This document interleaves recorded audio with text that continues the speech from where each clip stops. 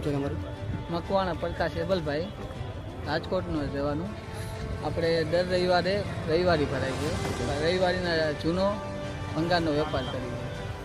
તો એમાં શું થયું, મારી બેનનો છોકરો હાથ પગ ધોવાયો, બાજુમાં વાઈસ આવી તો પગ દેખાણો તો ડાયરેક્ટ મને કીધું. તો હું આવ્યો, તો મારા ભાઈ આવ્યા, અમે 2-3 જણાએ જોયું તો એક પગ સામે પડ્યો હતો. પછી ખંડાઈ કે કોલ કરો, મેં ઘડીક રહ્યો તો એક પગ ઓલી બાજુ પડ્યો હતો સામે.